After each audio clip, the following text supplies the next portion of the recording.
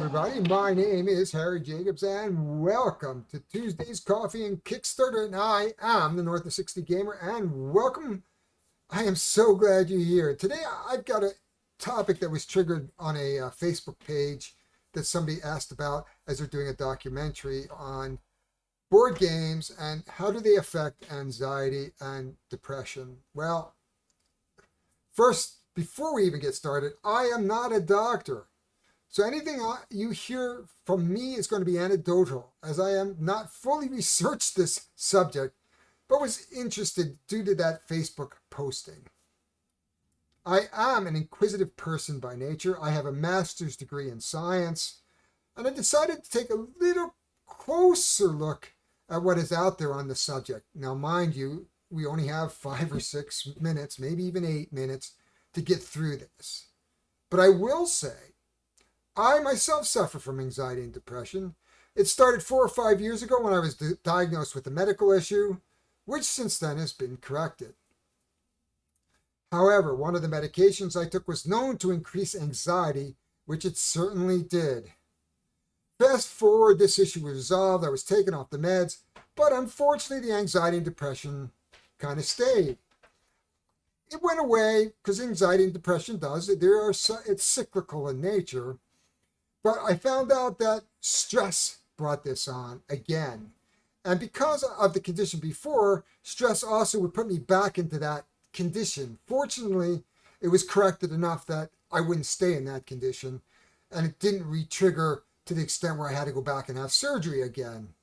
Good news is I am under the care of a doctor who has given me medication that controls the anger I feel due to now what is a very, very toxic workplace environment. I am not going to get into that because this is a public forum and you don't need to know what's going on back there. One of the advantages that happened was, of course, and I'm not saying it's a real advantage, it was COVID hit. It sent me home to work. I didn't realize how toxic my workplace was till I got home and started working and realized I'm happier. My mids are kicking in.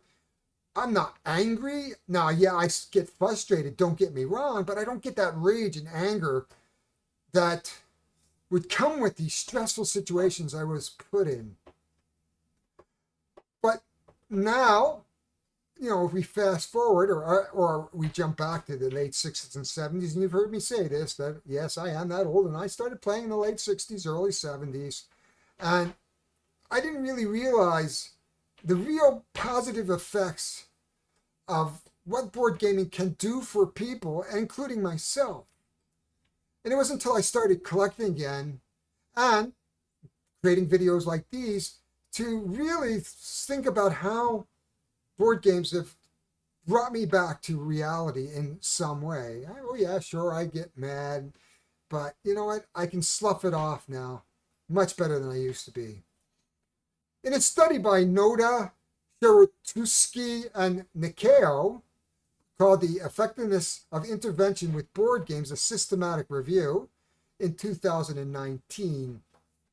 Now we're skipping ahead to the conclusion, but the present systematic review, now they reviewed some 67 articles, showed that board games and programs that use board games have a positive effect on various outcomes, including educational knowledge, cognitive function, physical activity, anxiety, ADHD symptoms, and the severity of Alzheimer's disease.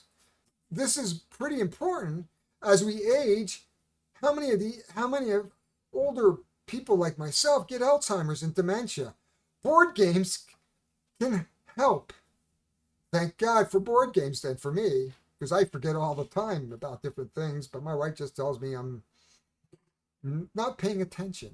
According to ALA Australia, that as we age, board games can play an important role. And they've come up with 5 different things that they talk about. First of all, board games promote connection. We don't socialize over dinner parties. We socialize by playing as we grow up. And inevitably, we play less as we become adults. So just recently, on Saturday, our game club met for the first time in 16 months. Finally, I was able to connect with my friends again. It was amazing. We all enjoyed it. We thought it was very helpful to our psyches to finally get out and be in a room with 20 people playing board games. And hopefully this is happening all over the world, and we are connecting again as a society and people. Games can help boost brain power. They talk about chess as a good example. They found that you have to be creative and analytical thought process is required to play chess. And I like to think that there's many games that also promote that in the more modern settings, even though we don't all play chess. So just the very act of learning a new game can stimulate the neurons and help improve your cognitive performance when performing a number of tasks during game play. As before in the study, games can protect from dementia. A French study showed that dementia was 15% lower in board game players versus non-board game players over a 20-year period. Wow, it's a good thing I've been playing since the 70s because I've had 50 years to help prevent myself from dementia.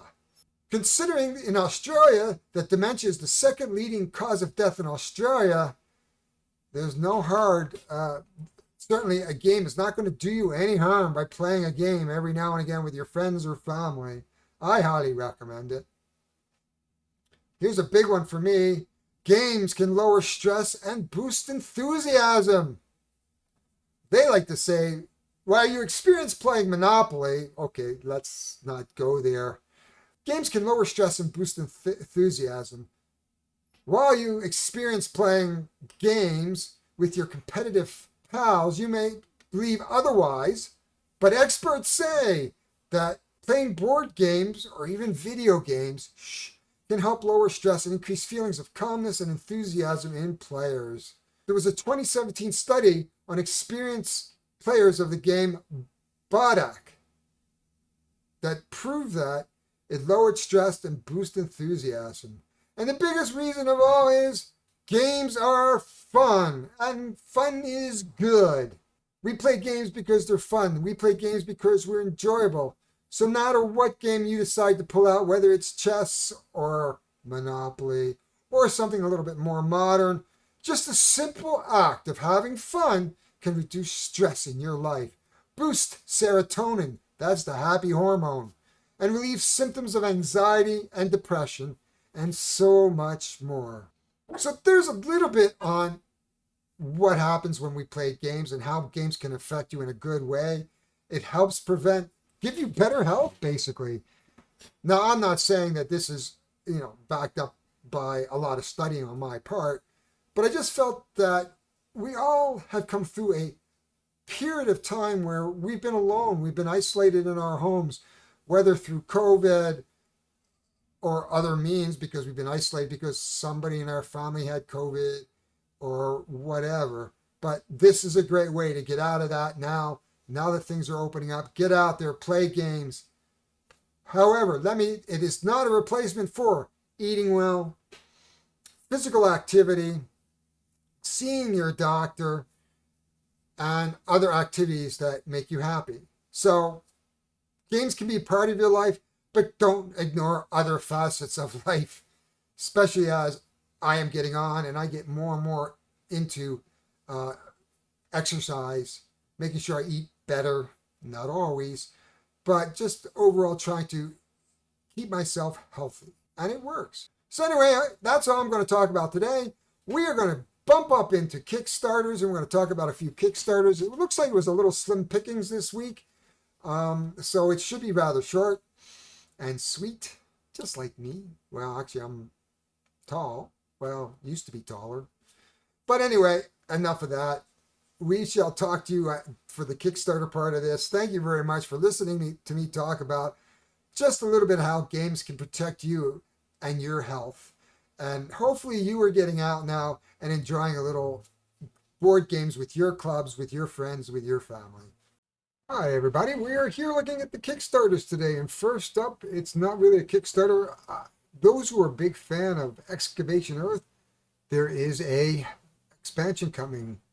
Excavation Earth, it belongs in a museum.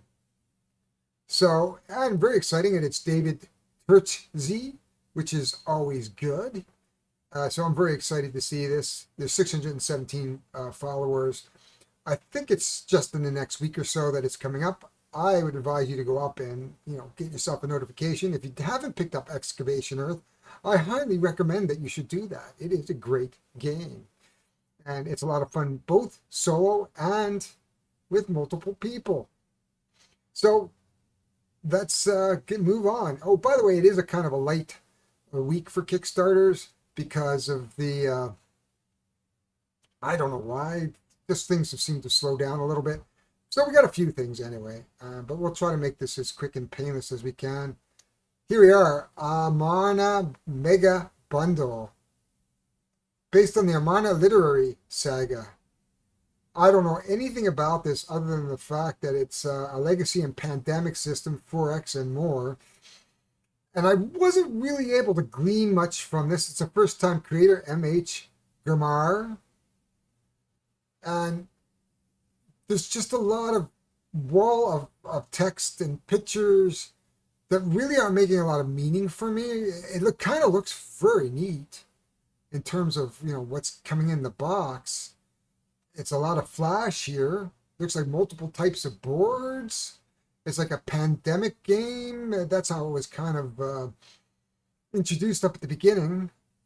There's lots of stretch goals. But what worries me is I didn't see any reviewers. And then I see this.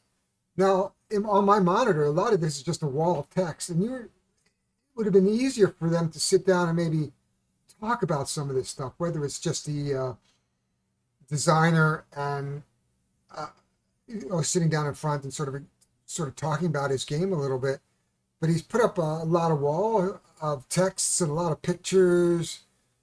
And, without context, it's very, very hard to determine whether or not this is really a game that I would want to play, because I would have to read through.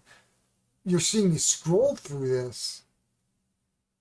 Oh, it looks like you said the game has many assets. The expert, the single player, the couple. So they're all giving it 5 stars. I don't know, man. This to me, I think there's some rookie mistakes here in this particular campaign. And hopefully, perhaps he'll come back when he has this maybe a little bit more fleshed out, perhaps with some prototypes that'll go to some reviewers and previewers so that we can actually see what's going on in this game. But I don't even want I don't even want to read this. I just see wall and these unknown people telling me how fantastic this game is. And that just to me says danger, Will Robinson. And I am not going to buy into that with my hard-earned cash, even though it's a kind of a slow month. And the shipping is huge. Like the mega bundle is $80, if I can read that. $60 if you take the second wave. Yeah, no. To me, I don't think this is going to back. I don't know. Maybe it will back. Let's just see where they are with this. 1,000 out of 26, 24 days to go. I think it's around 3 backers. I think that says it all right there. It's just not going to back. There's just nothing in this campaign that makes me want to spend any time here looking at this game a little bit more. I can't even see it on Tabletop or Tabletopia or Tabletop Simulator. Nah, thank you, no.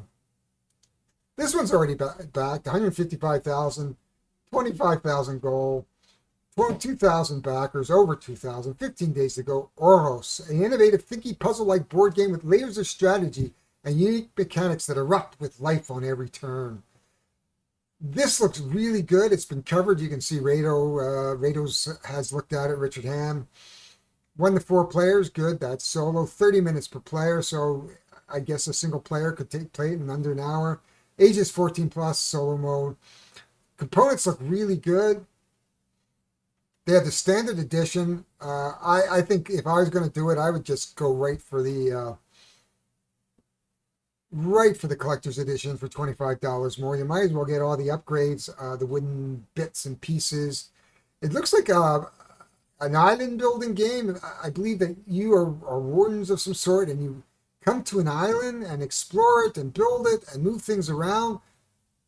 It kind of reminds me of Carcassonne, but I don't think it's anything like it. So we got lots of wooden bits. We've got some nice trays. I mean, that's why I would spend the $75. If you're gonna just go $50, I'd just wait for the retail edition if it goes to retail. Other than that, I would spend the extra $25. Go for the good stuff. Lots of unlocked goals, which is good. There it is. So you're putting some tiles down, they're shifting around. You're getting resources. It looks like a lot of fun. It'd be one that I would consider. It's at AZEK Games. It's the first game they produced, and right out of the gate, I think they pretty much got it right. You can see how much easier from a readability standpoint compared to the last one we looked at. So I think we are good here. There's the Rado or Richard Ham's run through Meeple Mountain. So there's quite a bit up, and there's Tabletopia, and then the shipping to Canada is $20. That's not bad for a $75 game. I would say that this one is a definite maybe for me. My wife likes the tile laying game, so I'm just going to put that on saved for now. This one intrigued me. Soul Raiders. You can see it ticking up just as we go by here. 341,000, 2,500 backers, 10 days to go. This is a narrative style game. I watched a demo of it with who did I watch? Was it One Stop Co-op, I think? And it has locations, and you move on to locations. It reminded me of Agemonia that's coming out, which is coming out, I think, in November on the Kickstarter. And these guys, I think, have struck first.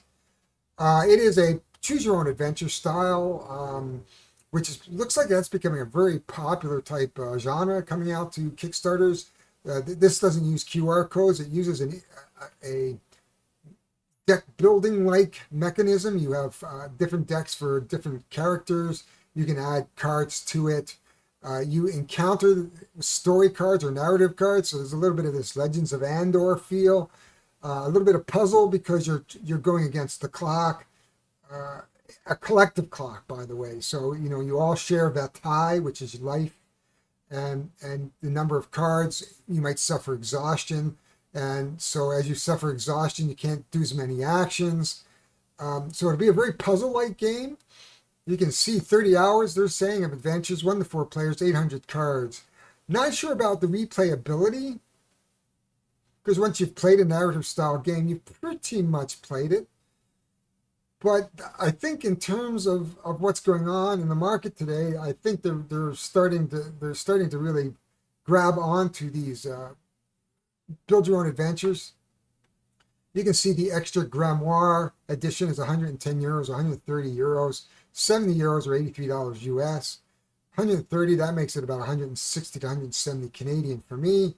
Oh, that's right. I watched John Gets Game, this tutorial, which is very good, by the way. Kind of looks like a Witcher character right here, maybe a little bit, but I like the ease of play.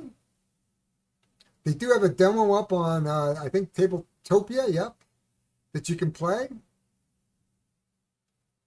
So I think this is a good, solid narrative. If you like narrative games, I think this is going to be good. We got we have Rado.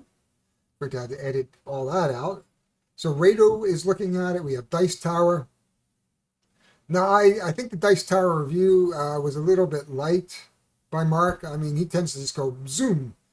So I did watch a little bit of Alex's. I think this is worth a back and a look at.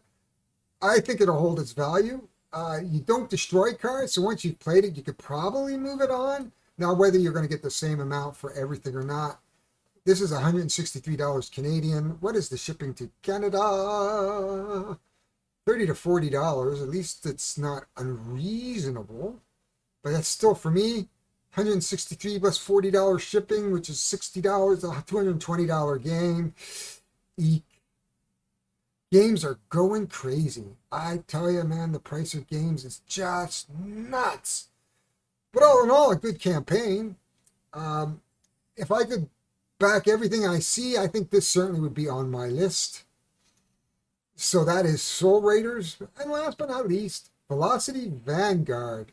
Uh, Again, I watched a little bit of this the other day. It has 111,630 backers, about 2 days to go. And it's interesting because it uses a physics model of travel, and there's lots of scenarios, 1 to 4 players, 20 to 40 minutes per player, 14 and up, so co-op, competitive. I don't think I can even begin to explain this game without watching a video. But let's just say that it is interesting in terms of the ship movement because it uses thrust.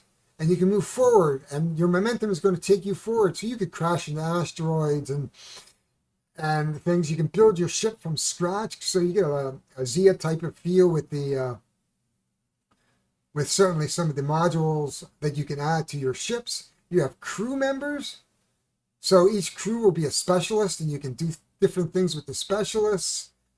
A huge map. I saw it on the table. It's absolutely huge. A little too big for me, perhaps.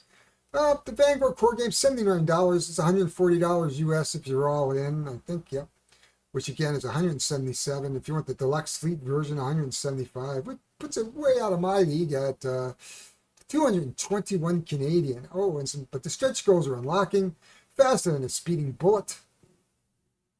I don't know how far they're going to get with 2 days to go, but they'll probably wind up being add-ons. I think it looks like, in fact, it looks like there are add-ons. Standard play map. The size of the board is huge, 34 by 29 and a half. These are hexagonal movements. We've got lots of dice and story-driven play, which is interesting. You have missions, build your ships, assign crew.